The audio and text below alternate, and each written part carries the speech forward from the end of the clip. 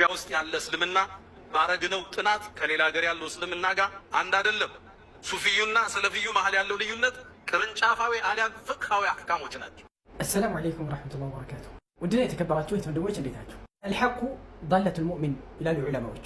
ሐቅ ለሙእሚኖች ተፈላጊ ናት፣ እሷ በተገኘበት ቦታ ላይ ያድራል ሊውላል ነው የሚሉት። ጠብዓን ሐቅን ለሚፈልጉ እህት ወንድሞች ነው የሚለቀው። አማ ግለሰብን ለሚያመልኩ ወይም አንድ ኡስታዝን ለሚያመልኩ ሰዎች አይዶንከር አይመለከተኝም።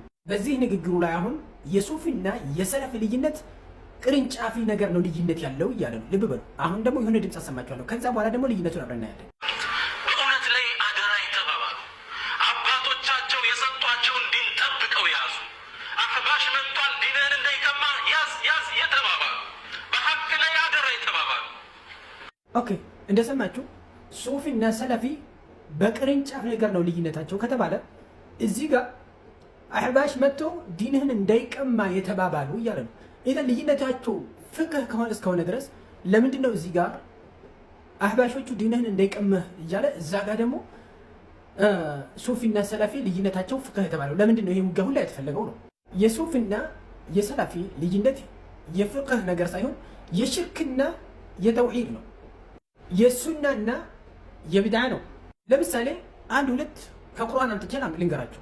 ሱፊያዎች የድዑነ ገይረ አላህ የድዑነ ልአንቢያ ወልአውሊያ ወሳሊሒን የሞተ ሰው ይጠቅማል ብሎ ነው የሚያምኑት።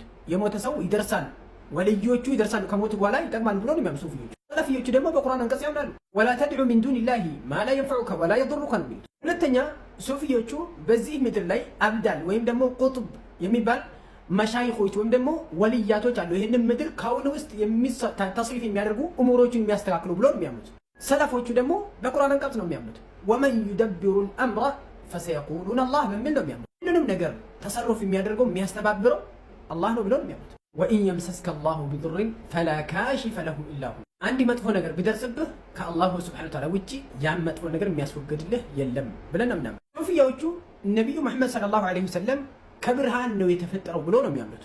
ሰለፎቹ አላሁ ስብሐነሁ ወተዓላ እንዳለው ቁል ኢነማ አነ በሸሩን ምስሉኩም ዩሓ ኢለይ በማለት ያምናል። እኔ እንደናንተ ሰው ልጅ ነኝ፣ ነገር ግን ልዩነቱ ምንድን ነው? ወደ እኔ ዋህይ ይወርዳል በላቸው ነው። ሱፊዮቹ አላሁ ስብሐነሁ ወተዓላ በዚች ዱንያ ላይ አላህን ማየት ይቻላል ብሎ ነው የሚያምኑት። ሰለፊዮቹ ደግሞ አላሁ ስብሐነሁ ወተዓላ በዚች ዱንያ ላይ እንደማይታይ በቁርአን እንደጸደቀ ያምናል። ረቢ አሪኒ አንዙር ኢለይከ ቃለ ለን ተራኒ ሙሳ ባለው ጊዜ አላሁ ስብሐነሁ ወተዓላ ሆይ ላይህ ነፍስህን አሳይ ባለው ጊዜ አታየኝም ነው ያለው።